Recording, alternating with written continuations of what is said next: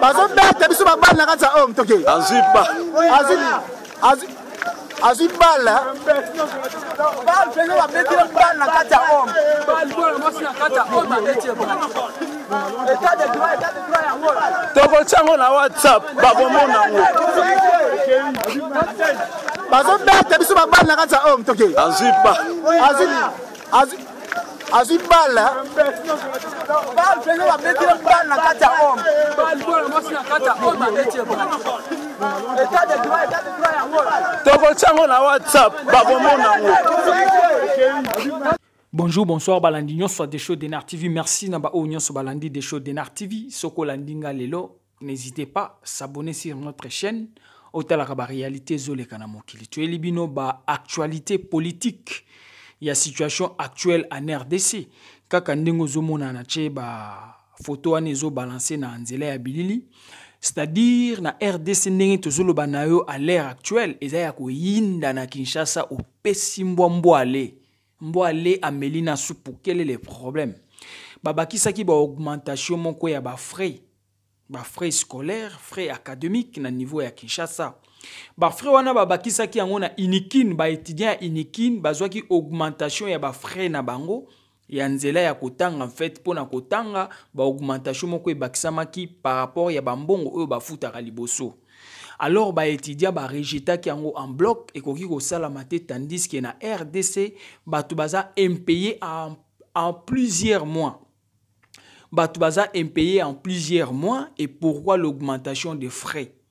Et puis si incompréhension ba étudiant ba boyaki alors lelo à l'ère actuelle que je vous parle na Kinshasa eza mbutu c'est-à-dire ba étudiant ba panzi ba buki ba tumbi kaka ndi ozomona bilili ezoleka wana esali pasi komona biloko ya boye. Pourquoi tolinga tolobela muke na kati ya situation oyo?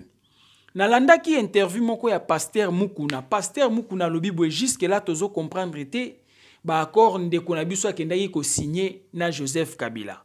Jusque là tobandi ko se retirer, c'est-à-dire na bato ba soutenaki coalition ya FCC cash babandi ko se retirer.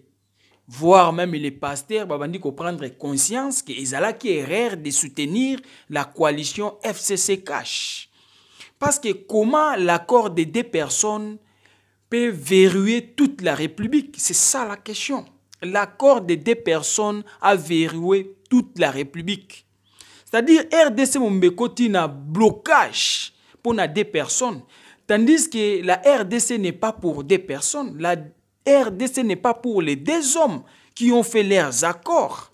C'est ça, nous on est là, rien que la vérité. Des choses d'Enar TV rouge comme rouge, noir comme noir, nous on est là. C'est-à-dire, Pasteur Mukuna Lobiboe, ba komi na inquiétude. Et loko nini peuple a komi ko senga na Kinshasa, ba rendre public ba accord o ezala ki signé na Kingakati entre les deux hommes. C'est-à-dire, Chilombo na Joseph Kabila. Il faut ba rendre public ba accord au bangombali ba signaki parce que nous ne pouvons jamais accepter toute la République soit verrouillée pour na deux personnes. Tant que solo ba verrouillage, ça veut dire que la République est bloquée, rien ne marche. Car ndenge Pasteur Mukuna lobi nyonso Félix akoloba et ça la maté. Ce qui Félix Abiba sala ba bloqué, ce qui Félix Abiba sala ba bloqué, mais jusque là on est où? Et jusque là batu baye ko fungola misu batu baye ko comprendre que accord o eza ya mabe, eza accord fait par erreur. C'est-à-dire Félix a signé inacceptable. C'est-à-dire Félix a commis une erreur de faire ses accords avec Joseph Kabila. C'est ça nous on est là. C'est-à-dire Félix a commis une erreur de signer les accords entre FCC et Cash. Et na ba accord wana avantage nyonso eke na FCC. Félix n'a pas l'avantage. Et voilà pourquoi la République est verrouillée. Voilà pourquoi la République est bloquée. Nous, on est là. Biloko nyonso po sala mabweza, pourquoi? Parce que FCC a dominé. Parce que toutes les promesses au Félix Apessi, bientôt le 24 janvier, il va faire une année de son pouvoir. Rien n'a marché. Rien ne bouge. Ba un paiement. Tozongi le mamba obeta batu masasi. tolobaki état de droit tokanisaki Joseph Kabila kanda ndo boma batu na Masasi. Mais pourquoi bazo continuer ko beta batu Masasi lelo na Kinshasa même na Congo mobimba? Mais tokomi na état de droit, quel état de droit tokomi nango? C'est ça la question. Tomi tout na ba question. C'est-à-dire prenons conscience congolais, prenons conscience. Tozolobele la sentiment mais tozoa conscience. Où sommes-nous avec la RDC? Nous on est là. Rien que la vérité. Nous on est là. Félix a promis la gratuité scolaire, mais c'est foutu. C'est 0,00%. 0%. La gratuité scolaire, 0%. Rien ne marche, rien ne bouge. La République est verrouillée. Qui a verrouillé la République? C'est l'accord de Kingakat qui était signé entre les deux hommes. Or, la RDC n'appartient pas à deux personnes. La RDC n'est pas pour les deux hommes qui ont fait leurs accords à Kingakat non plus. Voilà la minute au peuple a commis Kosenga. Accord au basigna qui au bozobenga au bazobenga ba accord secret. Il faut ba accord waneza la rendu public, c'est-à-dire ba rendre yango public, ba rendre ba accord public. Biso tout au comprendre et lo konini basigna Kinakat. Si cela est pour l'intérêt de la nation, d'accord. Si cela n'est pas pour l'intérêt de la nation, barré. Ba accord wana il faut la tomber, ba accord wana il faut la tomber, république et la sauver. C'est ce qui reste à faire. Voilà pourquoi on a des désordres. Je ne sais pas. Ezali ba trick bazo sala ba jouer Félix tina suka nango ba destituer tina suka nango je ne sais pas. Ndenge bazo luka na ba façon na bango ya zo comprendre te mais soki biso tolo babe parce que on est congolais entre congolais. Félix c'est notre frère congolais mais il est dans une erreur grave.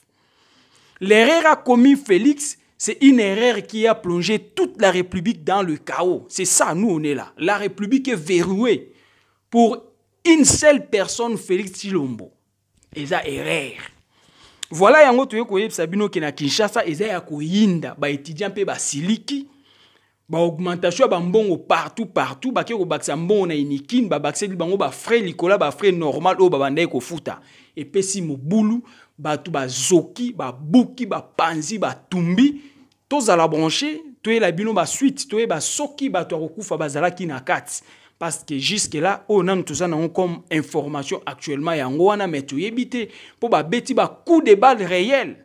Batu ba kwei tu éviter bato ba kwei ba ke kufa na hôpital, to ba kufi bisika ba kweleli, tozo zela. Zala brancher sur des choses de Nar TV. Tu es là, ba suite, il y a problème au siko, tinandenge kosi la, oe bani nezole kana Kinshasa. Et c'est là qu'il y a un humble serviteur, l'homme de bonne foi, Zala branché, tu coûtes une émission suivante, merci.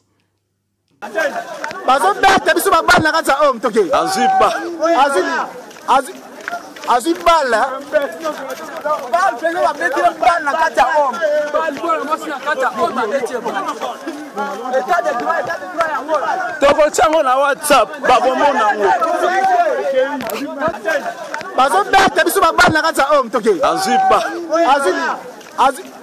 azibala bal fenga ba beti bal na kata om bal bola mosi na kata om ba beti état de droit ya ngol to ko chango na WhatsApp ba bomona ngo